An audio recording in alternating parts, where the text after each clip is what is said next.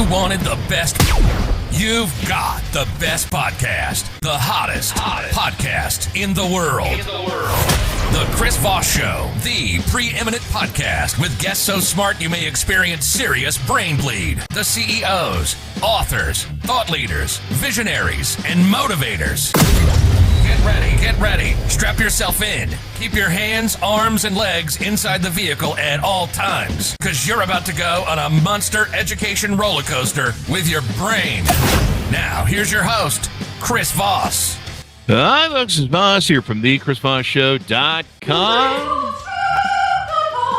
There you go, ladies and gentlemen. As soon as you hear it, the Iron Lady sings it. The Chris Voss Show is officially up on deck. So thanks for tuning in, everyone. We certainly appreciate you guys. As always, refer the show to your family, friends, and relatives, if you would, please. Give us those 5-star reviews over there on iTunes. Go to goodreads.com/Chris Voss, LinkedIn.com/Chris Voss, YouTube.com/Chris Voss. Subscribe to the big LinkedIn newsletter, the 130,000 LinkedIn group over there, and also Chris Voss 1 on the Tickety Talkity and ChrisVossFacebook.com. We have an amazing gentleman we're going to be talking about today who's going to inspire you, motivate you, and help you out. Chris Bradley is joining us on the show today. He is a fitness business mentor specializing in monthly recurring revenue. He even has it tattooed on him. So we're going to find out what that's all about.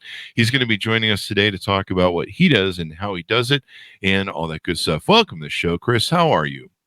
I'm amazing. I appreciate you having me. I love that intro. That's got me hyped up, that intro. So yeah, that's what it does. It gets everybody hopping. Gets that motivation going. So give us your .com. Where can people find you on the interwebs?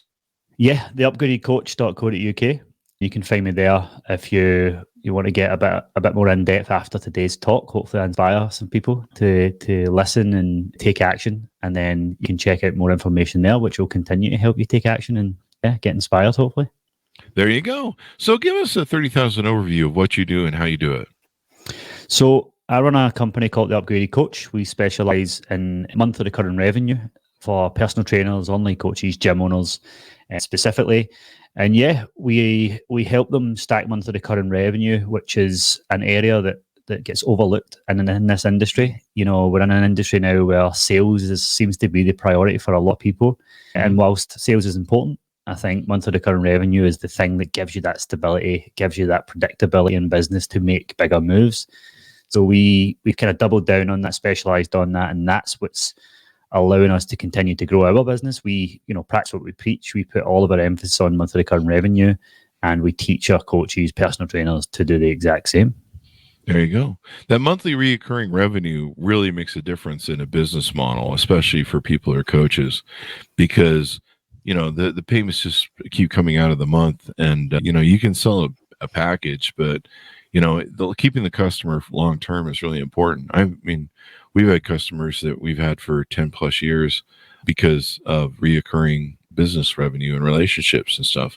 And, people that are comfortable with you and like doing business with you, they kind of enjoy having that sort of relationship, that they stay with you, even if they may not use you all the time. They have access to the systems. So tell us a little bit about your hero's journey. What got you down this road and in this business? How did you grow up? How did it shape you? Yeah, so I grew up a very working class home. Just my mum that raised me, my two brothers. Don't know my dad, so she kind of raised us, gave us everything she could. Kind of sacrificed her life really to bring us up and pay for our football, or other words, soccer, training games and stuff like that. So, I was kind of growing up very appreciative of what we had. I never felt like I needed anything. Although looking back, I could kind of tell my mum was stretched, and, she would get herself in debt just to have us wearing the latest jacket, the latest trainers to look good in school, because it meant a lot to us, obviously.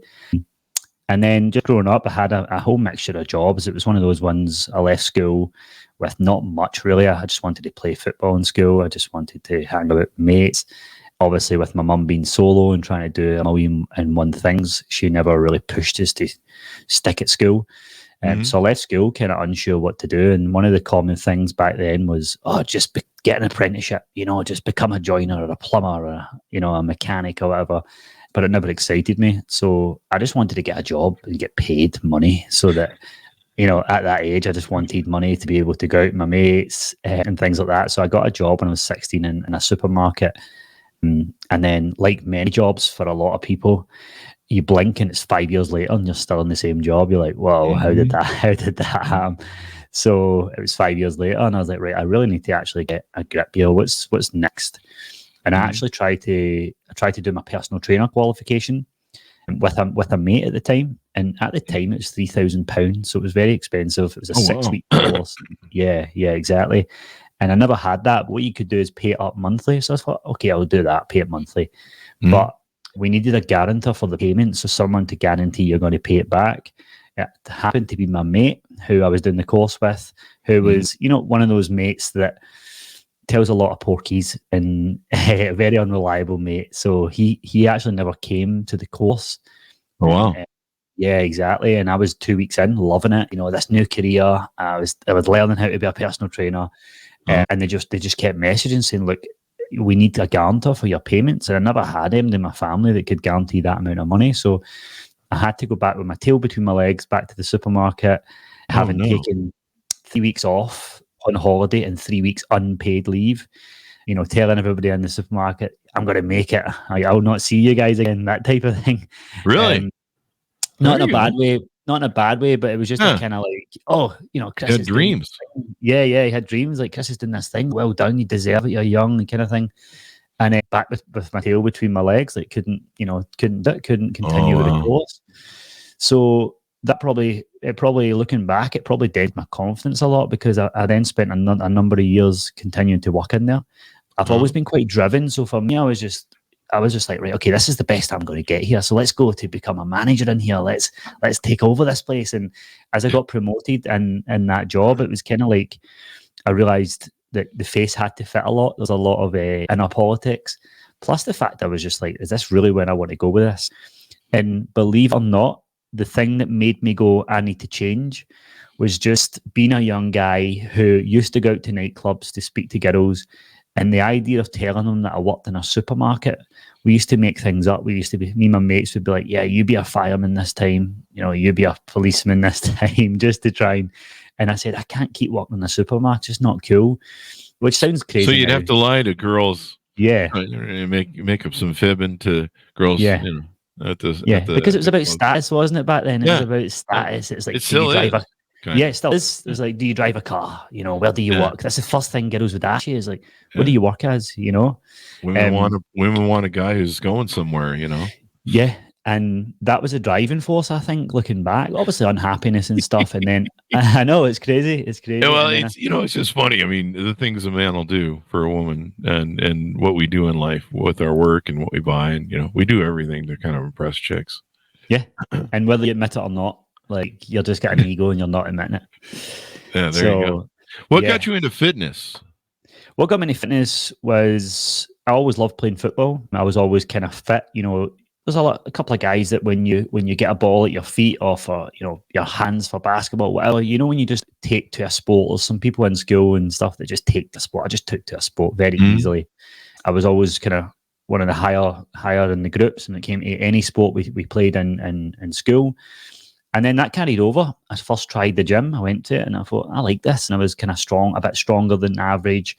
And that allowed me just to kind of continue going to the gym. So went to the gym for a few years, and I'd sit in gyms looking about, and I'd see personal trainers walking about with tubs of food and, working with their joggies on and their trousers and hoodies on. And I was like, I have to wear a uniform in a supermarket,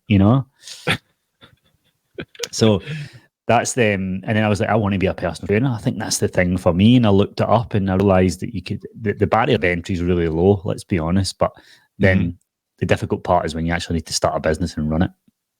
Yeah, the running part. Yeah. The part that they don't realize they have to do. They thought they could just lift weights and get paid for it.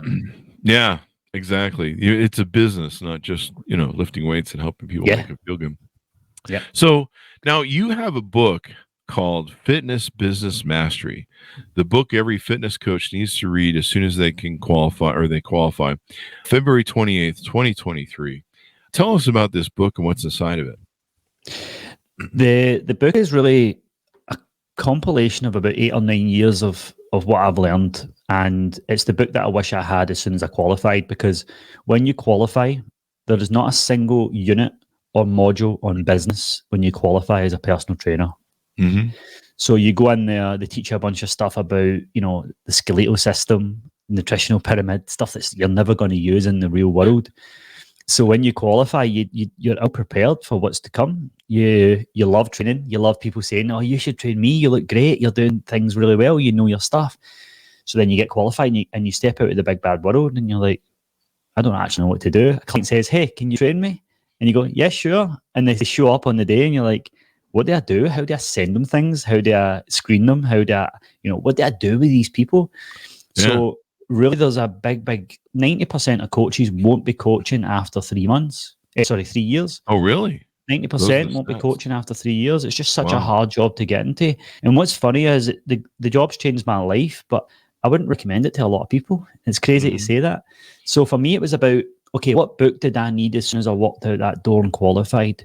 And that's the book that I wrote, because there's nothing out there. Certainly in the modern day, there's nothing there. Everything on Amazon for fitness businesses is all, again, just talking about exercise physiology and nutrition.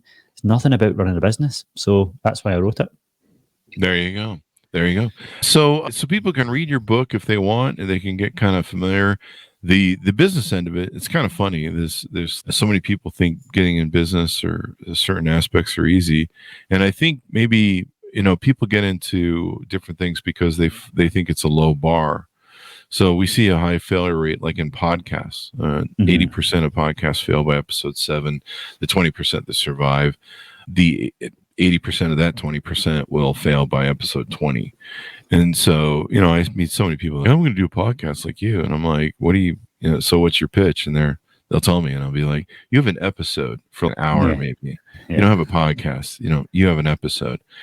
And so it's a really low bar, because I guess you can go get $20 worth of equipment, and you can even talk on your phone if you want. You can get on different things. We see a high failure rate with that. You made me realize that in businesses where there's no inventory really other than sweat equity, and there's a high failure rate. So like for your business, fitness is basically sweat equity. You're selling knowledge as opposed to any sort of inventoriable item other than yourself and your body, your brain. But that's interesting. There's a high failure rate in that business, and it's probably because people just can't get the business part of it down. Yeah, that's exactly it. You're spot on. Podcasting, they just find the business part is, you got to find something to talk about. Yeah, and some people just aren't good at it. In fact, it's interesting how many of them keep going when they're just really bad at it. We get pitched hundreds of offers to come on the show every month, and so I see a lot of video, and I'm just like, please just quit and go get your day job. Like your sound is awful, your delivery's awful, your voice is awful. In fact, I see some people on top media that have awful voices, and I just want to call them and be like, "Can you get your voice fixed?" Anyway, so how do you, your big premise is focusing on what you call MRR, which is making the monthly revenue, monthly recurring revenue. And so is that the real difference that separates the people that make it on the long-term success and the high failure rate that you referenced? Yeah, because the biggest failure rate really is not being able to get clients and keep clients. So, that volatility that leads to you running a business is enough for you to be stressed out and go, "I can't do this anymore. I want a stable job." In other words, a stable income from an employer. So the reason that they're driven out the industry is, of course, there's attraction, there's a marketing that needs fixed and stuff. But what it boils down to is they aren't confident where their next income's coming from. So recurring revenue, like no income is guaranteed. Let's face it. You could have the most airtight contract in the world, but someone could cancel from their bank. They could just not pay you. But what we can do is we can at least build a business around making sure that you predictably, as close to predictable as possible, are going to get paid. And how you do that is just by prioritizing client lifetime value, prioritizing the relationship over the transaction. So as soon as the client signs up, it's okay, how can we create future for this client? How can we create excitement? Because at the end of the day, a client who's excited will show up and play. When they play, they get results. And that's the key, is once they get results, they're going to be with you for a long time. And I think that the way that the fitness industry is shaped up is, okay, let's get you dropping 20 pounds in, 20 weeks, and it's very front end centered. And then what happens is, even if a PT or a coach does his job or her job, it's like the client high fives them and says, "Thanks very much for your help. That's me got to where I need to get to. See you later." And I'm not saying we keep clients against their will, but at the end of the day, once a client's had a physical goal or a transformation, there's still a lot more to go. And your coaching should be more comprehensive than just lose some weight and get on the scale. Yeah. So, so when you build your business on monthly recurring revenue, we are sales focused as well, because that's an element of it. But if you can imagine that your business is built on 90%, because you can do the numbers, like people can cancel, of course, but if you can do the numbers accurately over a period of time, then you know that you only need so much sales every month because your recurring is so strong. And then guess what? Because of that so strong, you can get actually quite aggressive with sales, or you can get aggressive with expansion, because you go, right, for the last 2 years, I can comfortably say that our retention rate is 90%. So see this member of staff that I'm looking to hire, it's not really a risk, because I've been getting recurring revenue now, and I've got a retention rate of 80% plus. Oh, wow. So you can make those moves a lot more comfortably. Whereas if you're sales orientated, you're thinking, okay, we need 6 sales per month. Then one, you're only focusing on, if you imagine a house, you're only focusing on the garden. There's people leaving out your back door. People, so I love your analogy there. Yeah, shut the back door, and then we can work on, and then cut your grass and look after the house inside. But, first things first, make your house presentable, enjoyable. Shut the back door, and then you can work on the garden. Whereas everybody's out there with the biggest sign ever in the garden saying, "Come on in here, this is amazing business, and I can get all these results." And there's just people leaving out the back door, and it's because today's world is teaching you how to sell and always be better at sales, and there's all these sales sharks out there, isn't there? When predictable revenue is always the way forward for me. And I think when I did market research on personal trainers, and I think this applies to a lot of business owners, what they really want is, to buy a house, start a family, buy a bigger house, travel abroad, go on holiday without worrying. And that's what I positioned. Okay, so what's the most stable way for you to feel safe in doing that? It's recurring revenue.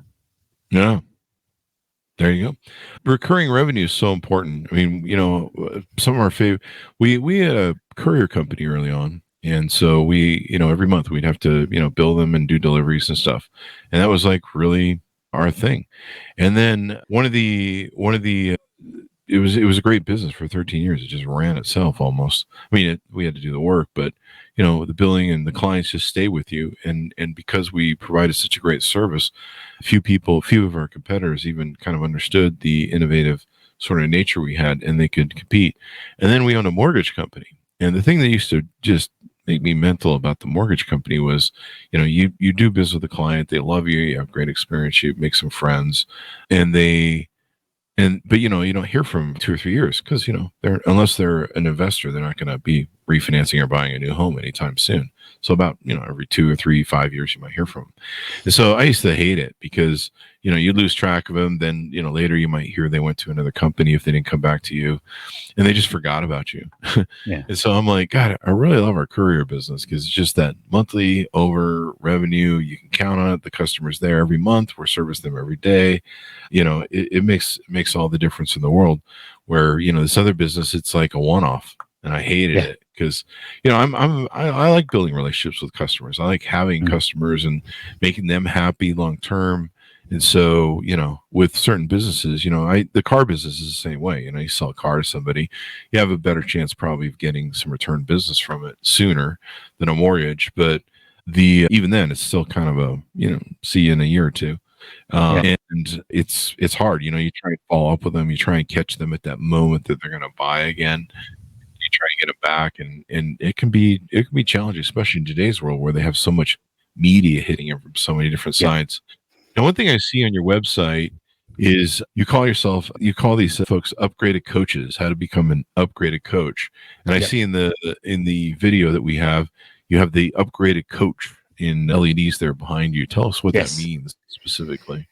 Yeah, so the name of the company is the Upgraded Coach, and with any name of a business, it's just a name, isn't it? It's like Starbucks. You start. What does Starbucks even mean? What does the logo mean? Is it like a mermaid, or is it Statue of Liberty? Who knows what it is? But it's what it becomes. Yeah, exactly. Who cares? It's what it becomes and the message it becomes. So when we started Upgraded Coach, it was about just okay, let's improve their business. And then it was probably about 7 months ago. I was like, right, I really took a deep dive. All the best work happens on a plane because you're not distracted. So I was sitting on a plane and I was brainstorming what's the unique selling point here, because there's other people in my space who have been doing this, 7, 8 years longer.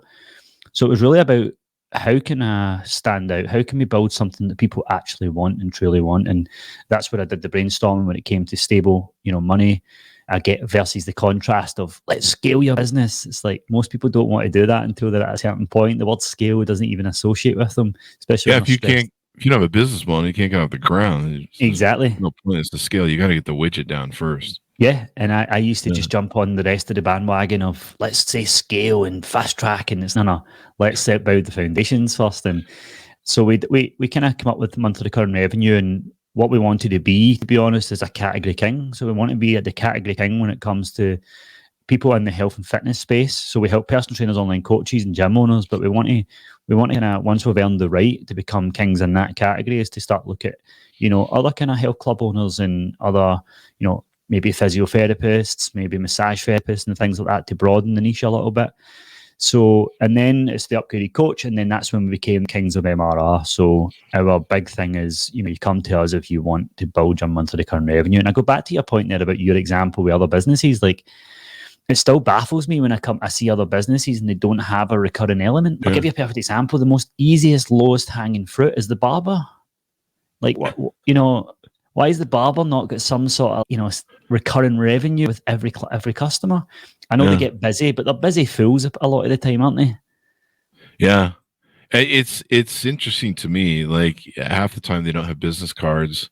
If I meet a good one that does a really good job, I have a cowlick on the side of my head that takes a certain amount of cutting right. And I found one gal one time at a place that she actually meticulously takes the time every time I go to do it, but she didn't have a business card. I had to write down her name, and then I forgot it for a while, and then I kept I kept calling the clips place, and I'm like, hey, who's that guy who cut my hair last time? And and so there's no, they don't have business cards for them. They don't have some sort of reoccurring thing.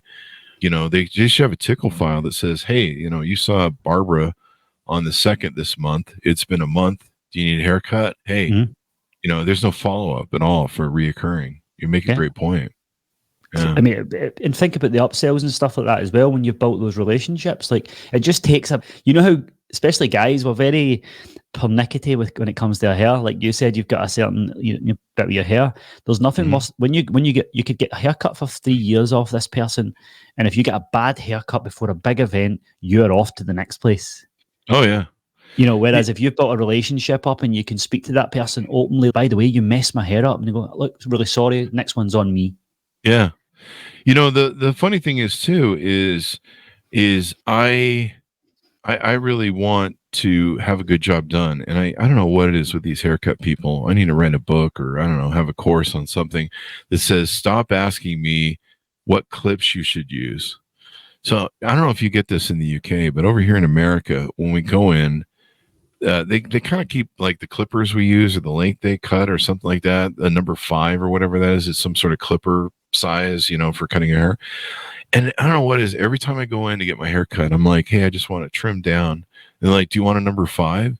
And they're speaking to me in their business industry lingo, their language. Yeah, I don't know what a number fucking 5 is. I have my hair cut. I don't know what a 4. I don't have any clue. Like, why are you talking to me? That's I don't know. Me asking people, I don't know, the technical specs of their mic when they come on the show or some shit. Yeah, they're just like, I don't know. It just sounds good, man. What the fuck? And so it's one of those terminology things where companies, a lot of big companies do this. They get screwed up in talking their customers through the technical aspects of their business lingo or moniker, and customers are just like, I don't know what a semiconductor is. I just want my PlayStation to work right. And so I get that. But yeah, you're interested. There's a lot of industries that seem to have this failure of reoccurring revenue and thinking long term. And I know that, like for example, I think for people in the gym business, don't they have to pay like a fee or something to the gym to operate or, use their space? Yeah. Yeah. Yeah, there's a few different models. You can rent a space out for a flat rate, or you can do shifts in exchange of that flat rate. So you can maybe do 3 6-hour shifts. Okay. And then that way you get to take classes, so you get access to the members, help them. And so both sides are beneficial, just depending where you're at in your journey. If you rent for the gym, it means that they leave you alone. You can now just train your clients. But of course, you don't get the access to the members. And if you do classes, you have to do stuff for them. You're tied down. You can't make that money. However, you can access members and build up your experience and build up your clientele. Those are important too as well. But, where these people pay for, to have access, you're paying, like we're just using a haircut thing as an example. I'm sure there's many other businesses that are similar. But, when you're paying for a booth, you want to build your business. You want to build your rep. I mean, back in the old days, I don't seem to have this with the Great Clips people. Back in the old days, I had, if somebody who left a business, they would call me up at the new business. They'd take my name and number and they'd have it and they'd call me up. In fact, I was seeing someone, I was trying to grow out a major beard there for a while and wanted to see what I thought of it. And then I got over it, but I was going to, a beard specialist sort of barber, and he was really smart. He took my numbers and tracked my data. And so when he moved to a new shop recently, I got a ping from him that, hey, I'm over this new shop. But yeah, a lot of people need to do that, man. I mean, you've got to think long term. You've got to hand out business cards and keep numbers and keep records. The people that, I remember when I was growing up, I did the car business for a year, and I kind of sidewinded into it from car leasing and then ended up on a showroom floor for a year. And the guy who made all the money, who was the top salesman in the office, was a guy who was 40 years old, or he'd been doing it for 40 years, I think. He was pretty old, but he kept a tickler file of all of his clients. He had their numbers, he had their everything, and he would call them, bug them, ask them for referrals, constantly call them. He was this delightful, warm, old man, and you could tell he babied his clients everywhere he went. And so he would just have, after 40 years or 20 years or whatever it was in the business, he would just have all these people coming in and asking for him all day long. And that was because he'd set up a reoccurring sort of thing with his clients to do the thing. So I see on your website a lot of people holding up 3X and 2X awards and stuff. Tell us about what those are and the events you're doing there. Yeah, so we do an award event at the end of every year where we award our clients based on their performance. There's a couple of internal awards in the sense of, most contributor, because we value community. It's one of our main pillars. And we award clients who have just been really good contributors. If you're doing something really well and you share it in the community, then you get rewarded.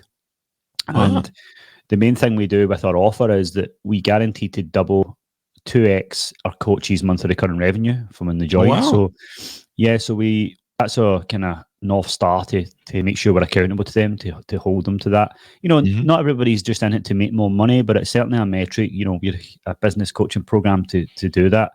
And, there's getting time back to spend with your family, working more efficiently, all that great stuff. But at the end of the day, we need to 2x your MRR, because if you want to start a family, you need money for that stability. If you want to go on holiday, you need money. So it's like 2x, 3x, 4x, and we've given out 5x awards as well. We do that at the end of every year. I see a few 4x's on your Instagram feed here. Yeah, 4x's, that's the holy grail. And then we've got a higher tier of clients as well where, they could have started with us at 2K and they're up at 20K. And let's just say I'm not going out and making 10x awards. So we've moved up to a next bracket for them where it's just, end of year total revenue for the full year, where we switch to that. There you go. So what have we covered that we need to talk about in talking about your business and what you do? What have we talked about? I guess just the the way we run things, like Mhm. if I think about the way we focus on monthly recurring revenue, I think anybody listening and watching this could find an element where they could plug into their business. So I think excitement is one of those ones, like when we give our clients excitement, and it's not shiny objects, here's a new thing, it's excitement's number one, because at the end of the day, working with someone has to be fun, has to be an element of excitement there. And I'm not saying make things up for the sake of it, but certainly read the room, read your client's struggles, read what they want, and provide that. So whether that be, client events, whether that be getting the community together on a regular basis for fun activities as well as productive activities. I think post-COVID, there's so many business owners just scared to go back down and meet their client at the level they're at. Everybody wants a scalable model these days. So for us, we're going big next year on creating client excitement and in-person events, because we surveyed them anonymously and we found that that's what they love the most. Now, I've got a place in Spain, we like to travel as well, but we planned out a full year and mapped in when we're going to see them. So, event every quarter, every 3 months, but in between that, we'll try and have a mini meetup as well. And there is no other coaching program in our space doing that. Because why? Because it hurts profitability. But again, what they're doing is they're putting transaction over relationships. So I think that could be, used in any business.